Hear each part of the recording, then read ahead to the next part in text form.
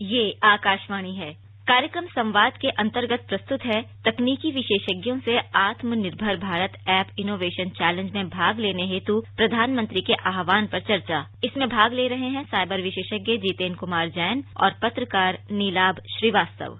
आज जब सारा विश्व कोरोना महामारी कोविड-19 की महामारी से जूझ रहा है, हमने देखा कि विश्व भर में जब लॉकडाउन हुआ और हर कोई अपने दफ्तर में अपने बाहर के जो कामों को करता था या फील्ड पे जाके करता था, उस सबको टेक्नोलॉजी के माध्यम से वर्क फ्रॉम होम चालू किया। टेक्नोलॉजी बहुत ज्यादा इस्तेमाल में आई। हम सभी जानते हैं कि एप्स और टेक्नोलॉजी आजकल हर किसी के स्मार्टफोन पे है और इसी परिप्रेक्ष्य में प्रधानमंत्री नरेंद्र मोदी ने कल एक लिंक्डइन पे अपना पोस्ट लिखा। उन्होंने एक डिस्क्राइब किया कि किस तरह से टेक्नोलॉजी को हम यूज कर सकते हैं और उन्होंने एक आत्मनिर्भर भारत ऐप इनोवेशन चैलेंज की बात की। जैन साहब, प्रधानमंत्री क्या आह्वान कर रहे हैं कि युवाओं को करना चाहिए? देखिए, जिस तरह से लॉकडाउन की देश के अंदर एक आनंद फानंद में सडनली बिना किसी नोटिस से घोषणा करनी पड़ी क्योंकि हेल्थ इमरजेंसी थी, तो अर्थव्यवस्था का एक बहुत बड़ा तंत्र जो कि आज भारत का आईटी सेक्टर है, वो एक तरह से फंस ना जाए, इसके लिए एक कोशिश करेगी कि किसी तरह वर्क फ्रॉम होम से पूरी की पूरी व्यवस्था को कायम रखा जाए। आप देखेंगे सरकारी विभाग भी ज्यादातर जिन्होंने कभी वर्क फ्रॉम होम के कंसेप्ट का नाम ही नहीं सुना था, उन्होंने भी कुछ दिनों में किसी तरह से करके वर्क फ्रॉम होम से एक व्यवस्था को सुचारू रूप से चालू रखने की जो है कोशिश करी और एक सफल शुरुआत भी करी। फिर देखने में आया कि बहुत सारे साइबर सिक्योरिटी के चैलेंज आ रहे थे बिकॉज देश तैयार नहीं था कि सडनली आप एक एम्प्लॉय को बोलते हैं कि आप अपने घर से काम कर लें, कैसे फायरवॉल्स कॉन्फ़िगर होंगे, कैसे सॉफ्टवेयर काम करेगा, कैसे लोग आपस में मीटिंग करेंगे। तो धीरे धीरे जब ये चीजें चलनी चालू हुई तो आपने देखा होगा बहुत सारे लोग वीडियो कॉन्फ्रेंस सॉल्यूशन का इस्तेमाल कर रहे थे, कोई स्काइप, जूम, माइक्रोसॉफ्ट मीट का, गूगल मीट का। तो उस समय भी एक एमएचए की एडवाइजरी आई कि जो जूम जैसी एप्लीकेशन है इनमें काफी वल्नरेबिलिटीज हैं, डेटा लीक हो सकता है, उनके ऊपर चीन से जुड़े होने के आरोप लगे और एमएचए ने काफी डिटेल एडवाइजरी जारी करी और कहीं ना कहीं ये चिंता सता रही थी कि हमारी डिपेंडेंसी जो है वो फॉरेन सॉफ्टवेयर पे इतनी है और एक बेहतरीन कोई हिंदुस्तानी विकल्प सामने नहीं था। तो वो उस समय की प्राइम मिनिस्टर ऑफिस से माईगॉव के ऊपर जो है एक इंडियन वीडियो कॉन्फ्रेंसिंग ऐप बनाने के चैलेंज की शुरुआत हुई और ये उस समय का दौर है जब मेरे ख्याल से लॉकडाउन का पहला महीना चल रहा था। और उसके बाद आप देखेंगे धीरे धीरे ये टिकटॉक का एक कॉम्पिटिटर मित्रो ऐप भारत के मार्केट में आया, उसको लेकर कुछ विवाद हुआ के अंदर ये फैसिलिटी नहीं थी, वल्नरेबिलिटी थी, या उन्होंने कोड कहीं से कोलैबोरेट किया, तो ये चीजें चल रही थी। उसके बाद जो ये सडन डेवलपमेंट हुआ कि जो एक बॉर्डर कॉन्फ्रंटेशन की स्थिति जो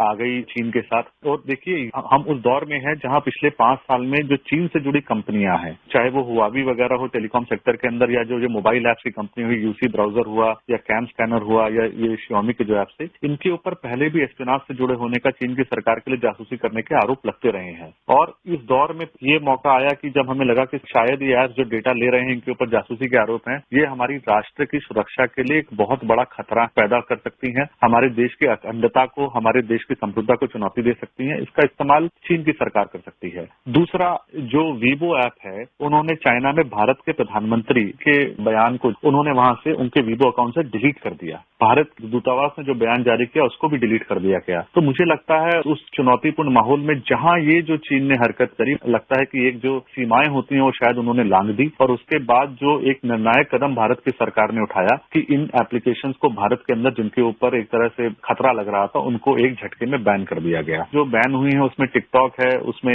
वीवो रहा या कैम स्कैनर जैसी एप्लीकेशंस हैं। कैम स्कैनर और टिकटॉक तो बहुत पॉपुलर रहे हैं, लाइक वगैरह। तो सडनली एप्लीकेशंस को बैन करने से जो एक वैक्यूम पैदा हुआ है, कुछ को तो एक फॉरेन ऐप्स आज भी या कुछ भारतीय ऐप उसको फुलफिल कर रही है, उनके ऑल्टरनेटिव अवेलेबल हैं। भारत की चिंगारी ऐप बहुत फेमस हो रही है, मगर ये कुछ ऑल्टरनेटिव्स हैं। जो ओवरऑल इतना बड़ा एक वैक्यूम पैदा हुआ है, तो प्रधानमंत्री ने न सिर्फ देश को खतरे से बचाया और ये भी एक निर्णायक कोशिश है कि आने वाले समय के अंदर हमारे देश के अंदर अपनी भारत की इंडिजीनियस ऐप्स इतनी हो कि हमारी डिपेंडेंसी आने वाले कल में कभी भी विदेशी विकल्पों की ओर ना जाए। तो उस दौर में बढ़ने के लिए एक ये आत्मनिर्भर भारत ऐप चैलेंज लॉन्च किया गया है, जिसमें कोशिश ये करी जा रही है कि जो एग्जिस्टिंग ऐप्स हैं, जो फॉरेन कॉम्पिटिटर्स से कम्पीट कर सकते हैं, उनको कैटलॉग किया जाएगा, उनको प्रमोट किया जाएगा और जिन चीजों के विकल्प नहीं है उनको उस तरह का विकल्प बनाने के लिए प्रोत्साहित किया जाएगा, उनको आर्थिक मदद दी जाएगी, जो टेक्नोलॉजिकल इनोवेशन या उनको मेंटरिंग करनी है वो भी भारत सरकार की तरफ से दी जाएगी। जैन साहब, ये 2 स्टेजेस में है, ट्रैक 1 और ट्रैक 2। थोड़ा सा हमारे श्रोताओं को बताएं कि क्या एग्जैक्टली इसको कैसे इन 2 स्टेजेस में लाके और इसका आउटपुट अल्टीमेट रिजल्ट क्या होगा? देखिए, कोई भी चैलेंज अगर आज आप देखेंगे जो माईगॉव के थ्रू चल रहे हैं या मिनिस्ट्री ऑफ इंफॉर्मेशन टेक्नोलॉजी या अदर मंत्रालय के थ्रू भी चल रहे हैं, और ये ओवरऑल सिस्टम भी है कि ट्रैक 1 के अंदर आप प्रोत्साहित करते हैं कि आप अपने एप्लीकेशन का एक तरह से कंसेप्ट आइडिया सरकार को दीजिए और आप देखिए एक पीओसी उसका आप लेकर आइए, और अगर मान लीजिए 500 ऐप एक तरह से आ रहे हैं तो उसमें से जो 20-25 है जो भी वो सेलेक्ट करते हैं अलग अलग सेक्टर के हिसाब से, उनको फर्दर मेंटरिंग के लिए एक स्मॉल पार्ट ऑफ अमाउंट उनको फाइनेंसिंग के लिए दिया जाएगा। तो उसमें से जो फाइनल अवार्ड के लिए ट्रैक 2 के अंदर जो फाइनली फिर उसके बाद जो सेलेक्ट होंगे उनको और बड़ी फंडिंग या कॉन्ट्रैक्ट दिए जाएंगे। जैसे अगर इस एप्लीकेशन के चैलेंज के शुरू होने से पहले भी जो वीडियो कॉन्फ्रेंसिंग ऐप का चैलेंज था उसके अंदर जो फाइनल ऐप जो सेलेक्ट होगी उसको 1 करोड़ के गारंटीड कॉन्ट्रैक्ट की बात थी कि सरकारी संस्थानों के अंदर आप अपने प्रोडक्ट को लगा दें। तो जो ट्रैक 1 है वो एक तरह से मिशन मोड में काम करेगा उन एप्स को मतलब इस तरह से आइडेंटिफाई करने के लिए जिनको हम 1 महीने के अंदर अंदर जो है वो पूरा कर सके। जो एग्जिस्टिंग एप्स एक तरह से उनको थोड़ा सा टर्न अराउंड करना है, और उनके बाद जो भी आप उनको सेलेक्ट कर रहे हैं जो एग्जिस्टिंग ऐप है, जो नए भी आइडियाज आए हैं, उनको ट्रैक 2 में फिर आप जो है एक तरह से बड़े लेवल पे ऊपर सपोर्ट देंगे उनको आइडिएशन के लिए, इंक्यूबेशन के लिए, उनके मार्केट एक्सेस के लिए कैसे रोल आउट करना है, मेंटरिंग है या फाइनेंशियल सपोर्ट भी उसमें दिया जा सकता है। तो पूरा एक तरह से लाइफ साइकिल सपोर्ट होगा जब तक वो मार्केट के अंदर ऐप जाती है, वो ट्रैक 2 के अंदर होगा। प्राइम मिनिस्टर ने अपना लिंक्डइन पोस्ट किया तो उन्होंने ये भी साथ में मेंशन किया कि बहुत सारे पारंपरिक इंडियन ट्रेडिशनल गेम्स हैं उनको भी ऐप के थ्रू से लाइवली किया जा सकता है, उनको मे बी एक नया इनोवेशन करके उनको एक नया स्वरूप दिया जा सकता है, और लर्निंग और गेमिंग एप्स के बारे में भी बात किया। आप एक चीज मेंशन कर रहे थे जैन साहब, वो जो 59 एप्स जिसको अभी हाल ही में भारत सरकार ने बैन किया है, चाइनीज ओरिजिन के हैं, क्या हमारे पास वो ऑप्शंस कितनी जल्दी आ जाते हैं एक बेहतरीन ऐप के लिए?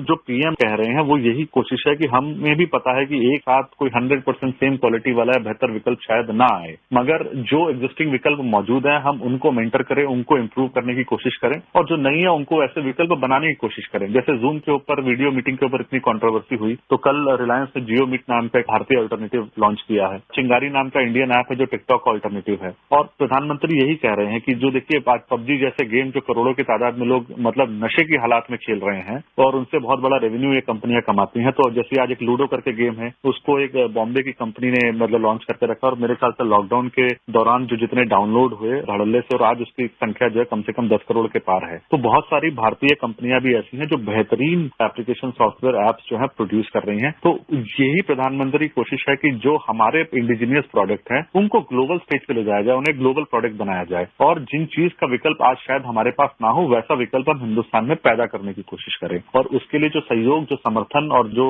एक तरह से मेंटरशिप चाहिए वो सरकार मुहैया कराने को इकोसिस्टम के रूप में तैयार है। क्या जैन साहब ये साथ में क्या ये भी प्रमोट करता है, promoting the scientific temper as we call it, जिसे हम कहते हैं कि जिससे एक अच्छी इनोवेशन की हमारे यहाँ एक परंपरा भी स्थापित होगी, और साथ ही साथ हम इस चीज में बहुत प्राउड ले पाएंगे। जैसे आपने कहा कि हर चीज का ऑल्टरनेटिव अवेलेबल है, केवल उसे करने की देर है, तो क्या वो भी चीजें डेवलप होंगी इसके साथ? देखिए, जहां तक हम एक मोबाइल ऐप के या सॉफ्टवेयर सेक्टर की बात कर रहे हैं, आपको ये समझना होगा भारत विश्व की सबसे बड़ी सॉफ्टवेयर अर्थव्यवस्था है। We are called the software super power of the world. मगर बस एक समस्या हमेशा ये रही कि हम एक तरह से आउटसोर्सिंग इकोनॉमी थे। हमारे यहाँ सॉफ्टवेयर को आउटसोर्स करके डेवलपमेंट के लिए यहाँ पे हमारे इंजीनियर से बनवाया जाता था। हमारे यहाँ बीपीओ इंडस्ट्री चले, कस्टमर सपोर्ट के, हमारे यहाँ डेवलपमेंट सेंटर चले। तो हो क्या रहा था, जो हमारे बेस्ट ऑफ ब्रेन थे वो बाहर जाते थे, इनोवेशन वहां पे होता था, डिजाइन वहां बनते थे, और उसको बनाने के लिए फिर जो इंजीनियर्स की आवश्यकता होती है वो फिर भारत से बनवाए जाते थे यहाँ पे बिठा, क्योंकि यहाँ सस्ता पड़ता है। सरकार ये चाहती है कि वो जो इनोवेशन, जो डिजाइन है वो भी यहाँ पे बने, यहीं के लोग बनाए, ताकि मालिकाना हक भी हमारे हिंदुस्तान के लोगों का हो, और जो मुनाफा इन चीजों से कमाया जाता है वो भी भारत के अंदर रहे। तो वो इकोसिस्टम को अब एक सर्विस बेस्ड इकोनॉमी से बदल के एंटरप्रेन्योर बेस्ड इकोनॉमी से ले जाने की एक कोशिश है। जैन साहब, कैसा होना चाहिए एक अच्छा ऐप? देखिए, ये जो बेसिक एसेंशियल रिक्वायरमेंट है सिक्योरिटी और फीचर्स वो तो है ही है, और भारत अगर आप इन एप्स को माने, या फोन पे हुआ या पेटीएम हुआ या भीम हुआ, इन्होंने मिलके पिछले डीमोनेटाइजेशन के दौरान भारत को सबसे बड़ी मोबाइल बेस्ड अर्थव्यवस्था बना दिया। तो चुनौतियां हमारे यहाँ लोग लेने को तैयार हैं। थोड़ा सा हमारे यहाँ क्या है, जो नए स्टार्टअप है जिनके पास फंडिंग की कमी है वो इनोवेशन और डेवलपमेंट तो अच्छा करते हैं, मगर कहीं ना कहीं पैसे का अभाव होता है, मैन पावर का, समय की कमी है, वो थोड़ा सा यूआई के अंदर मात खा जाते हैं। तो वो मेरे ख्याल से उस तरफ भी सरकार ने ध्यान दिया। इसलिए सरकार चाह रही है कि जो सपोर्ट आपको चाहिए कंसेप्ट अप्रूव होने के बाद, चाहे वो फाइनेंशियल सपोर्ट हो, चाहे वो टेक्निकल मेंटरिंग हो, वो जो आपके पास नहीं है वो सरकार देने को तैयार है। सरकार पैसा तक देने को तैयार है, और अगर एक बार प्रोडक्ट बन गया तो उसके बाद सरकार आपको ऑर्डर भी देने को तैयार है। तो पूरा का पूरा जो लाइफ साइकिल है इकोसिस्टम का, वो पूरा का पूरा जहां जहां जो लूप है, सरकार हर तरह से मदद देने को तैयार खड़ी है। और कोशिश यही है कि जो ऐप बने, जो कई बार क्वालिटी में 60 या 70% होते हैं, सरकार उन्हें हैंड होल्डिंग करके, मदद करके क्वालिटी लेवल को 95-100% की तरफ ले आए।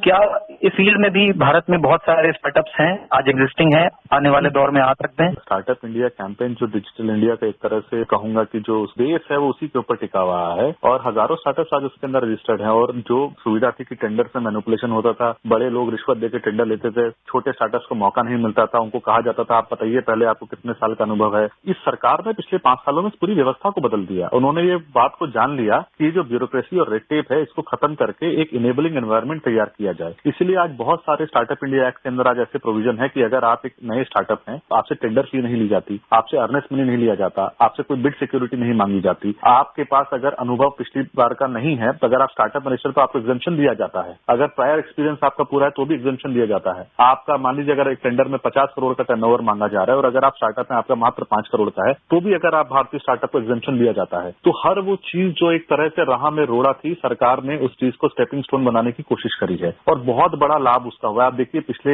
5 साल के अंदर जो स्टार्टअप्स का जो एक बिजनेस है, बहुत सारे स्टार्टअप आज हिंदुस्तान के अंदर सर्वाइव करके सक्सेसफुल बन रहे हैं। पहले क्या होता था, लोग स्टार्टअप बनाते थे, वो चलता नहीं था, या तो वो दोबारा नौकरी में जाते थे या हिंदुस्तान से बाहर चले जाते थे। आज देखिए वो स्टार्टअप तो बंद तो उससे ज्यादा रहे हैं और सर्वाइव भी कर रहे हैं और सक्सेसफुल भी हो रहे हैं। तो सरकार ने जो ये नीति निर्माण जो पिछले 5 साल के अंदर किया है उसका एक बहुत बड़ा लाभ भारत के स्टार्टअप सेक्टर को मिला और उसका फिर एक वायरल इफेक्ट होता है। वो पूरे के पूरे पब्लिक प्रोक्योरमेंट के अंदर एक क्वालिटी स्टफ आता है, डिपेंडेंसी भारत के जो है बाहर से कम हो रही है, फॉरेन एक्सचेंज बढ़ता है, ये हमारे स्टार्टअप फिर बाहर भी कैटर करते हैं। जब कोरोना वायरस के माहौल में अब हम एक जो नए वर्ल्ड ऑर्डर की बात करते हैं कि आने वाला विश्व और वक्त कैसा होगा, तो as a cyber expert Jain साहब आप कैसे आने वाले वक्त को देखते हैं जब टेक्नोलॉजी पे रिलायंस बहुत ज्यादा बढ़ गया है, एप्स उसी का एक हिस्सा है, एप्लीकेशन, मोबाइल एप्लीकेशन जिसे हम कहते हैं वो उसी का एक हिस्सा है, तो किस तरह से एक टेक्नोलॉजी का नया वर्ल्ड ऑर्डर होगा? जो पिछले 20 साल में हमने देखा जो वर्ल्ड ऑर्डर था, कुछ लोग सोचते थे कुछ ऑर्डर चेंज होगा, नई अर्थव्यवस्थाएं आएंगी, नए जो है शक्ति समीकरण बनेंगे, पर मुझे लगता है कि जिस तरह से आज पूरे विश्व के अंदर माहौल बदल रहा है, एक ध्रुवीकरण हो रहा है दो अर्थव्यवस्थाओं का, चीन और अमेरिका का, और जिस तरह से चीन का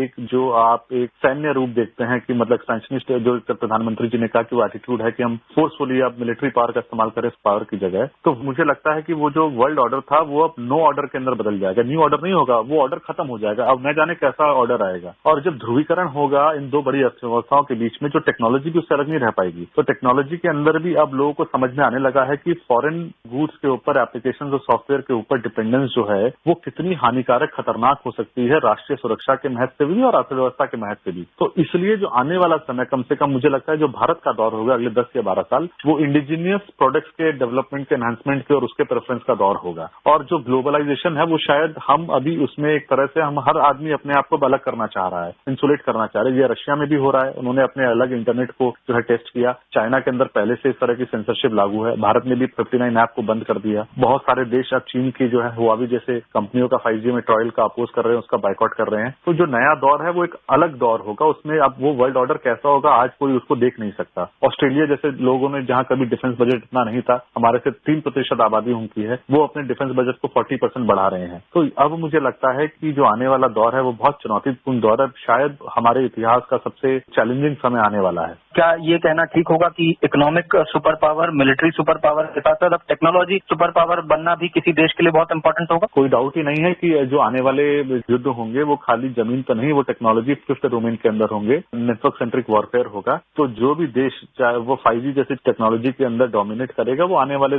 40-50 सालों में जो इंटेलिजेंस वर्ल्ड है, आप डिफेंस वर्ल्ड है, उसको डोमिनेट करेगा। और इसी की लड़ाई है। देखिए आज चीन भी क्यों हर जगह हुआवी को घुसाना चाह रहा है। तो इसके लिए जो डोमिनेशन होगा, जो टेक्नोलॉजिकली एम्पावर्ड होगा, वो अपनी अर्थव्यवस्था को भी ऊपर ले जाएगा और अपनी डिफेंस पावर को भी ऊपर ले जाएगा। तो टेक्नोलॉजी, आपका इनोवेशन, आर्टिफिशियल इंटेलिजेंस की आपकी कैपेबिलिटीज आपके आने वाले 2 दशकों का युद्ध कम से कम तय करेंगी। जैसा आपने बताया जैन साहब, और जो प्रधानमंत्री का भी कहना था कि हम टेक्नोलॉजी को हार्नेस करके, इनोवेशन को डेवलप करके, प्रमोट करके आगे बढ़े, टेक्नोलॉजी का एक नया युग बनाए, उसमें आत्मनिर्भर होना, अगेन व्हाट जो उसका टॉपिक है कि आत्मनिर्भर भारत ऐप इनोवेशन चैलेंज है, उसके साथ हम आगे बढ़ते जाएं और साथ ही साथ उन टेक्नोलॉजीज का समावेश करें जो हमारी अपनी जरूरतों को भी पूरा करती हो, साथ ही साथ वर्ल्ड ऑर्डर में भी कम्पीट करती हो। धन्यवाद आपका। कार्यक्रम संवाद के अंतर्गत आप सुन रहे थे तकनीकी विशेषज्ञों से आत्मनिर्भर भारत ऐप इनोवेशन चैलेंज में भाग लेने हेतु प्रधानमंत्री के आह्वान पर चर्चा। इसमें भाग ले रहे थे साइबर विशेषज्ञ जितेंद्र कुमार जैन